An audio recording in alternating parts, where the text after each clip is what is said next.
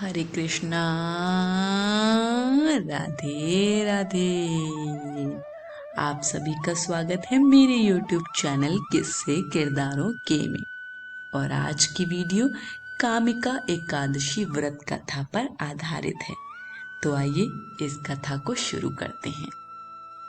अर्जुन ने कहा, हे प्रभु, मैंने आषाढ़ मास के शुक्ल पक्ष की देवशयनी एकादशी का सविस्तार वर्णन सुना। अब आप मुझे श्रावण मास के कृष्ण पक्ष की एकादशी की कथा सुनाने की कृपा करें। इस एकादशी का नाम क्या है? इसकी विधि क्या है? इसमें किस देवता का पूजन होता है? इसका उपवास करने से मनुष्य को किस फल की प्राप्ति होती है? भगवान श्री कृष्ण ने कहा, हे श्रेष्ठ धनुधर, मैं श्रावण माह की पवित्र एकादशी की कथा सुनाता हूँ। ध्यान पूर्वक श्रवण करो। एक बार इस एकादशी की पावन कथा को भीष्म पितामह ने लोक हित के लिए नारद जी से कहा था।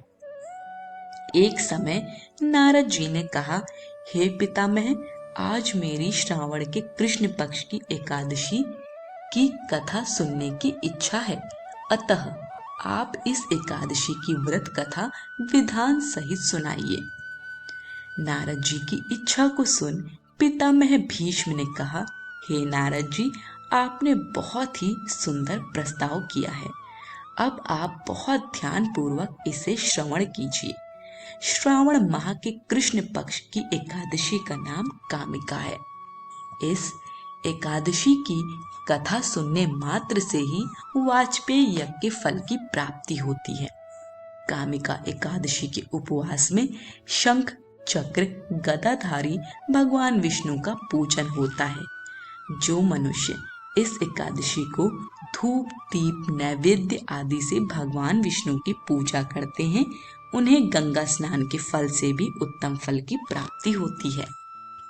सूर्य और चंद्र ग्रहण में केदार और कुरुक्षेत्र में स्नान करने से जिस पुण्य की प्राप्ति होती है, वह पुण्य कामिका एकादशी को भगवान विष्णु की भक्ति पूर्वक पूजा करने से प्राप्त हो जाता है। भगवान विष्णु की श्रावण माह में भक्ति पूर्वक पूजा करने का फल समुद्र और वन सहित पृथ्वी दान करने के फल से भी ज्यादा होता है। व्यतिपात में गंडकी नदी में स्नान करने से जो फल प्राप्त होता है, वह फल भगवान की पूजा करने से मिल जाता है। संसार में भगवान की पूजा का फल सबसे ज्यादा है। अतः भक्ति पूर्वक भगवान की पूजा न बन सके तो श्रावण माह के कृष्ण पक्ष की कामिका एकादशी का उपवास करना चाहिए। आभूषणों से युक्त बछड़ा सहित गौदान करने से जो फल प्राप्त होता है, वह फल कामिका एकादशी के उपवास से मिल जाता है। जो उत्तम द्विज श्रावण माह के कृष्ण पक्ष की कामिका एकादशी का उपवास करते हैं तथा भगवान विष्णु का पूजन करते हैं, उनसे सभी देव नाग किन्नर पितृ आदि की पूजा हो जाती है। इसलिए पाप से डरने वाले व्यक्तियों को विधि विधान सहित इस उपवास को करना चाहिए। संसार सागर तथा पापों में फंसे हुए मनुष्यों को इनसे मुक्ति के लिए कामिका एकादशी का व्रत करना चाहिए। कामिका एकादशी के उपवास से भी पाप नष्ट हो जाते हैं। संसार में इससे अधिक पापों को नष्ट करने वाला कोई और उपाय नहीं है। हे नारद जी, स्वयं भगवान ने अपने मुख से कहा है कि मनुष्यों को अध्यात्म विद्या से जो फल प्राप्त होता है, उससे अधिक फल कामिका एकादशी का व्रत करने से मिल जाता है। इस उपवास के करने से मनुष्य को न यमराज के दर्शन होते हैं और न ही नरक के कष्ट भोगने पड़ते हैं। वह स्वर्ग का अधिकारी बन जाता है। जो मनुष्य इस दिन तुलसी दल से भक्ति पूर्वक भगवान विष्णु का पूजन करते हैं, वे इस संसार सागर में रहते हुए भी इस प्रकार अलग रहते हैं, जिस प्रकार कमल पुष्प जल में रहता हुआ भी जल से अलग रहता है। तुलसी दल से भगवान श्री हरि का पूजन करने का फल 1 भार स्वर्ण और 4 भार चांदी के दान के फल के बराबर है। भगवान विष्णु रत्न, मोती, मणि आदि आभूषणों की अपेक्षा तुलसी दल से अधिक प्रसन्न होते हैं।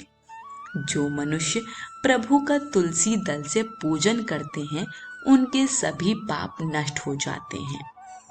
हे नारद जी, मैं भगवान की अति प्रिय श्री तुलसी जी को प्रणाम करता हूँ।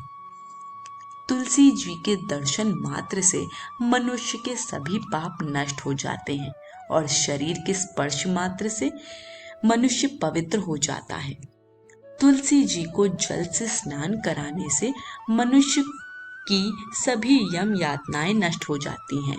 जो मनुष्य तुलसी जी को भक्ति पूर्वक भगवान के श्री चरण कमलों में अर्पित करता है, उसे मुक्ति मिलती है। इस कामिका एकादशी की रात्रि को जो मनुष्य जागरण करते हैं और दीप दान करते हैं, उनके पुण्यों को लिखने में चित्रगुप्त भी असमर्थ हैं। एकादशी के दिन जो मनुष्य भगवान के सामने दीपक जलाते हैं, उनके पितर स्वर्ग लोक में अमृत का पान करते हैं। भगवान के सामने जो मनुष्य घी या तिल के तेल का दीपक जलाते हैं, उनको सूर्य लोक में भी सहस्त्रों दीपकों का प्रकाश मिलता है। कामिका एकादशी का व्रत प्रत्येक मनुष्य को करना चाहिए। इस व्रत के करने से ब्रह्म हत्या आदि के सभी पाप नष्ट हो जाते हैं और इहलोक में सुख भोग कर प्राणी अंत में विष्णु लोक को जाते हैं। इस कामिका एकादशी के महात्म्य के श्रवण व पठन से मनुष्य स्वर्ग लोक को प्राप्त करते हैं। कथा सार। भगवान श्री हरि सर्वोपरि हैं। वे अपने भक्तों की निश्चल भक्ति से सहज ही प्रसन्न हो जाते हैं। तुलसी जी भगवान विष्णु की प्रिया हैं। भगवान श्री हरि हीरे मोती सोने चांदी से इतने प्रसन्न नहीं होते जितनी प्रसन्नता उन्हें तुलसी दल के अर्पण करने पर होती है। आज की कथा यहीं समाप्त होती है। वीडियो पसंद आई हो तो कमेंट बॉक्स में हमें अपना फीडबैक जरूर दीजिए। वीडियो को लाइक शेयर करें और चैनल को सब्सक्राइब करें। सभी को हरे कृष्ण, राधे राधे।